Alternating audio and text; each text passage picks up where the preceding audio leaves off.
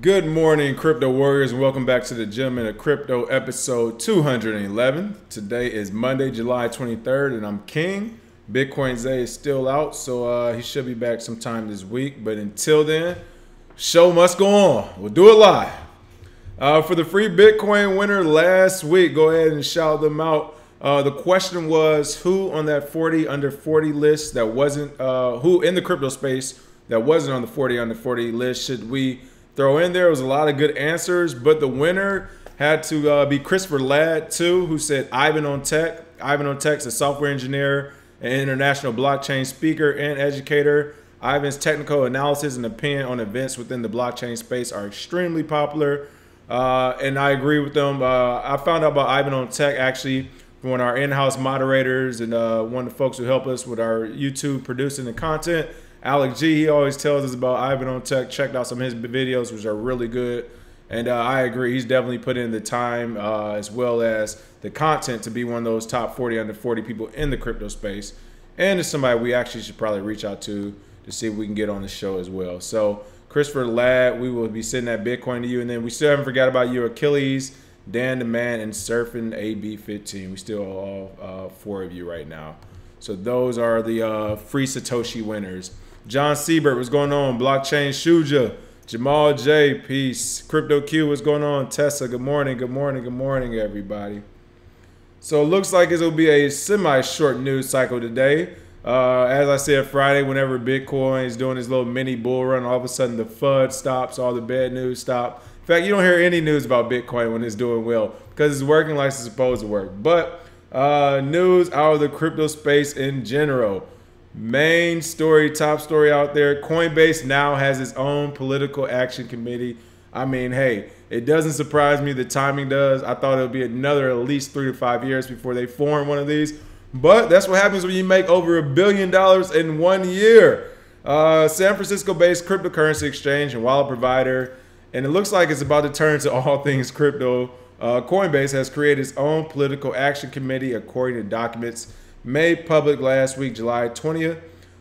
For those who don't know, in the United States, PACs are organizations that basically pull campaign contributions from members with similar policy and political goals and subsequently donate them to political campaigns for or against candidates, legislation, or ballot initiatives.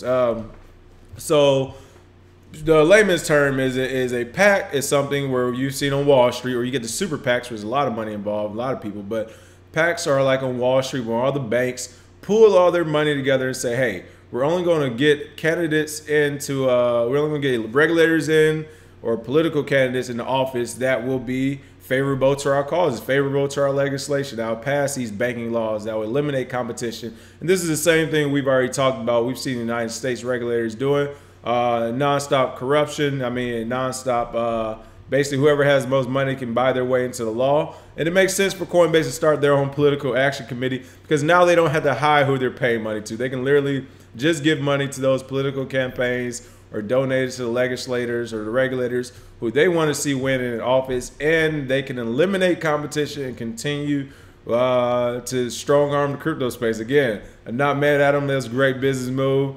Yeah, so Dan the Man 03 said no new good news. I mean, this is great news if you work for Coinbase or you're affiliated with them in any way. This is great news. This is also good news for the crypto industry as a whole. I mean, regardless of who's breaking in the door first, somebody's at least getting it done. Coinbase is the one doing it, but it's looking more and more and more like a traditional bank as time continues. But hopefully they'll use their newfound powers for something positive. We'll see. But it's pretty cool. I mean, it's good to see that you literally see a crypto firm, first unicorn crypto firm in the United States, pop up, start doing major things, expand, and now they have their own political action committee. Again, we already kind of know what direction that's going to go, but hey, good for them. Mastercard had an outage, so crypto had a field day. This is a story coming from yesterday, but it kind of reported earlier the week, last week, where payments giant Mastercard suffered a severe outage that led to a holdup in transactions. It looked like it happened on July 12th, had a global impact. Here you can see the little heat monitors. It was mostly Western Europe and the United States where Mastercard went down. But what's pretty interesting about this is that all the Twitter users on crypto went to Mastercard's Twitter account to basically let them know, why aren't you using Bitcoin and cryptocurrency yet?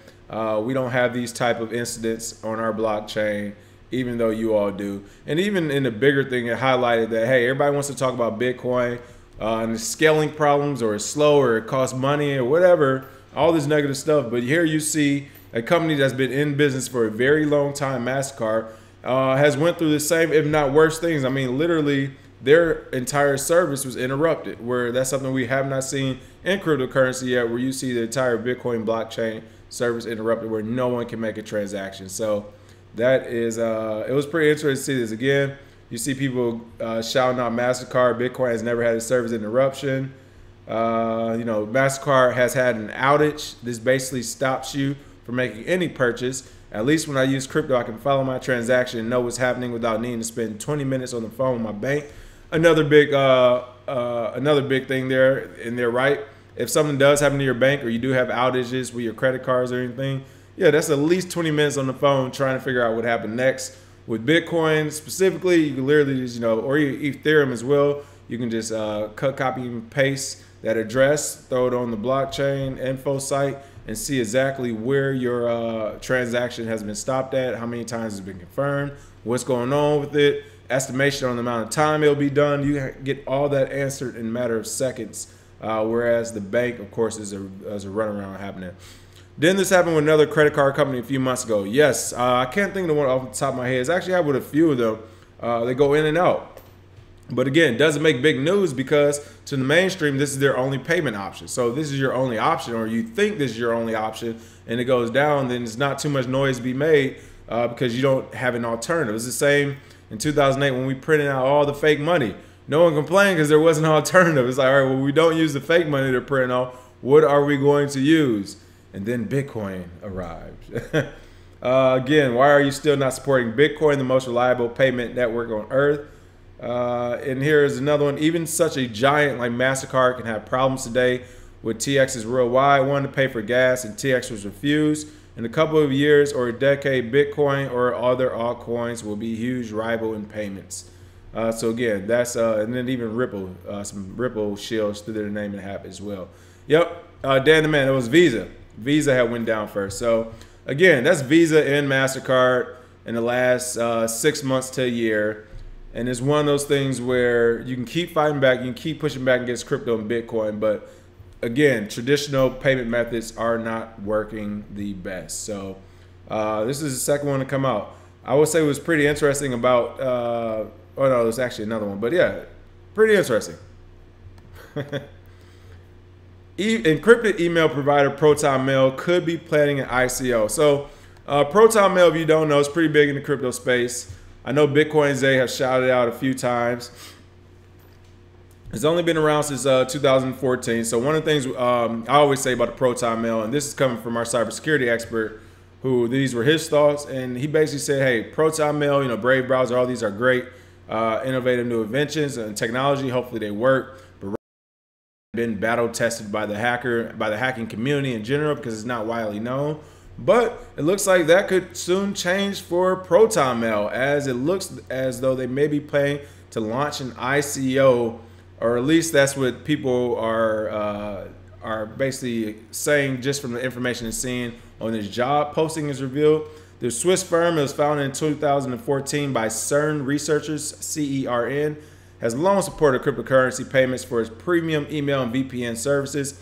Now the company is hiring a blockchain developer for a project that may see the firm launch its own crypto. The job description says, looking forward, we have some exciting blockchain related ventures underway. You will join our team to lead these projects, which will ultimately make the blockchain easy to use and empower millions of people around the world. And where the whole ICO debacle came from is that it says that the preferred qualifications are a candidate who have participated in a successful ICO. So you can see that down here. Again, so that's causing people to think, hey, why would you want a candidate who's participated in a successful ICO if you're not planning to launch one yourself? Yeah, I mean, it's one of those things where who knows if it's true or not. Maybe they're thinking about it down the line. Maybe they're thinking about it now. but it looks like people in the crypto space aren't happy. A few people, at least. Well Panda, infamous Twitter account, said, looks like ProtonMail is planning to launch an ICO. If they do, I'm canceling my subscription. I know many Bitcoiners are using it, but maybe not for much longer if they go down this road. So, devil's advocate, two-sided story. I get where they're coming from. Of course, right now, ICOs are like the icky, sticky, the name you want to stay away from is disgusting.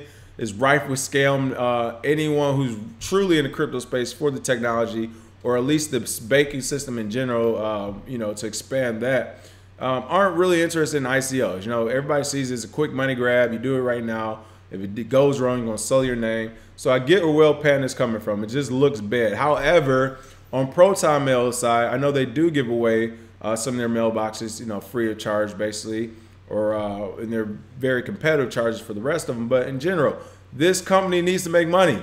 Companies need to make money. I think that's one of the things people in the crypto space in the community are forgetting about, is that a lot of people are into crypto full time. This is what they do. All their money is into it. So just as bad as the market has been down for some people, it's even worse for those people who are really into it. So to be devil's advocate for ProtonMail, if they were to be launching an ICO, maybe they need to. Maybe they are strapped for cash or capital. They already have a working team going. They're based in another country. They're dealing with regulations. They're trying to keep your information secure and private. And to do all of that costs money. It costs, actual money. When I say money, that's whether it's crypto or fiat. They need some type of something to trade in for value to keep everything running smoothly. So I think if they're actually doing this, again, they've been up and running for 3 years. They could have already done it last year and made a ton of money under the table because they had a working product. They could have launched an ICO. I think if they're waiting till this year, right now it's been a down market and they're adding this job posting, then maybe they are truly strapped for cash and they're saying, hey,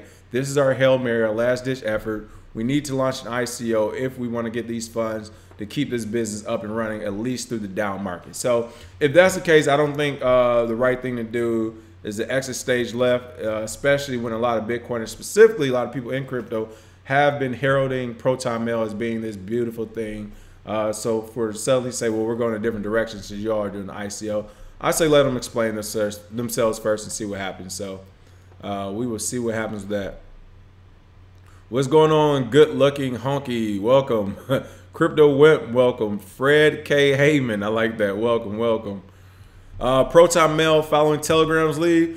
I mean, they may be, and again, it's one of the things where you're not going to stop using Telegram because they were considering ICO again. This is still business, people, and these, you got to give it up to companies like ProtonMail and Telegram. They're fighting against governments. They are literally fighting against governments like the United States, like Russia, who could destroy a country. And here are single individuals or team of individuals only being protected by the public spotlight. And then in some countries, there are laws as far as their freedoms as citizens. But other than that, they're fighting against some heavyweights. So they need capital. They definitely need capital. We see what the media is doing. We see what the billionaires in the U.S. are doing. We see what regulators are doing. Everyone is against crypto. So if everyone's against you and you're fighting a war, you got to dig into that war chest and get some money, as one of our commenters said last week with one of the people they nominated for the 40 under 40. But if your war chest has $0 in it, it is an uphill battle. Crypto Tide, welcome back. Say I got a break from work finally. You can finally tune in again. John Sieber says some ICOs might be seen in the future as a vain attempt to make your own internet when the internet already exists. I think that's how a lot of them are already seen. Again, ICOs are definitely icky right now. You don't want to be involved in a lot of them. Again, I know some people who came in early in the crypto space last few years who already burnt themselves out. I mean, their reputation, because they literally jumped on every ICO that was happening left and right. I mean, there's people, one person, 10 to 11 different ICO projects to their name that are still being launched or still being marketed. That's a bad look. So I think it's already a vain attempt to make your own internet. Again, we're seeing a coin, not saying his is bad, but there's been a couple other coins out there who are literally just naming themselves after their creator. And again, that's that vain attempt. Crypto Tie said invest in distribution. Yes. There we go. All right, and last but not least, again, this is a slow news day because crypto has been doing somewhat well over the weekend. So, of course, there wasn't much to report about, but a really good story coming out of the space. Samsung accepts cryptocurrency payments in 3 Baltic states. That's being reported right now. I know some some articles have been pulled from different websites, so not sure the validity of this, but it looked like Samsung's reportedly accepting cryptocurrency payments in several Baltic states using crypto payment platform KRBE. It's a Lithuania-based company. Big ballers out here made the announcement today. It says customers in Tallinn, Riga, Vilnius, and Kaunas in the countries of Estonia, Latvia, and Lithuania will be able to purchase Samsung smartphones, tablets, laptops, TV sets, and more with cryptocurrency. It looks like they'll be accepting payments in Bitcoin, Ethereum, Ripple, Litecoin, Dash, NIM, and Steam. So that's actually some pretty good ones. You know, if you were going to accept crypto. And it looks like in Lithuania's capital, Vilnius, there are 3 Samsung shops which take cryptocurrency payments, and a couple others. There's one in each country, looks like. So that's pretty cool. It's pretty good to see. The company also announced via press release that a cryptocurrency will also soon become an accepted method of payment on Samsung's online store. So you don't need to visit a country soon. It looks like you can go online to Samsung. You can also use crypto, which again makes sense. I don't know why you want to accept something that's considered value, but they're being quoted as saying there's a growing trend toward business digitalization and allowing customers to pay for goods and services in cryptocurrency, whether at global retailers or local restaurants, KRBE said in light of the news. What's pretty funny about this story is actually, I was going to speak on this earlier, but it's quoted in this story as saying, or not quoted, but the article, whoever wrote it, the editor, says Samsung is no stranger to the cryptocurrency world. In January, the electronics company revealed that it was entering the crypto mining chips industry by making them. All right, if you're no stranger to the cryptocurrency world because you jumped in January, then hey, it is a lot of OGs. I think it's a lot more OGs than what we know of. I thought that was pretty funny that they made it seem like Samsung, hey, they're well established in the crypto industry. They're not a stranger. It's January. January of 2018 does make you a stranger to cryptocurrency still. But that was a pretty funny line in there. I guess I see what they're saying, but in general, I think it's a great move by Samsung, and I think more companies are going to follow. I mean, Verizon, where are you at? You know, well, there are cell phone companies out there. I'm not sure what else is out there, but Sprint, you know, AT&T, are they the same ones these days? But again, I don't understand why companies have waited so long. We understand why they have. We know they've been getting that tap on that shoulder from their governments and all those billionaires in charge in their country. But again, you're talking about something that's value. I'm sure KRBE is a lot like BitPay, where you can literally accept cryptocurrency, which a lot of people don't know. You can accept cryptocurrency, and the moment you accept it, it turns into fiat currency. The processor will do it for you. They're okay with keeping crypto. They'll give you the fiat back. So again, it makes no sense why every business out there doesn't accept crypto. I mean, it's a marketing stunt, which will give you drive some business toward your way to begin with. If you're lucky, you might get a local news story out of it, but you literally have to do no work. You just put in your business name, you throw in your EIN, your business address, and all that good stuff, you know, proof of ownership, and then you're up and running. They set you up with an account. Every time you accept crypto, it turns directly to fiat if you want it to, or you can keep it in crypto. You can diversify on your own portfolio doing that way, but there's no reason not to accept crypto. So kudos to Samsung. Thanks, Dan the man. Yes, hit that like and share button. People smash down on it. Thank you. Milto, what's going on? I'm glad you made it. Crypto Ty said, guess they missed the last 9 years of crypto development, huh? Right, yeah, that's what's pretty funny. They're like, you know, they're not a stranger to the crypto world anymore. They've been in it. They're talking about mining it all since Q1.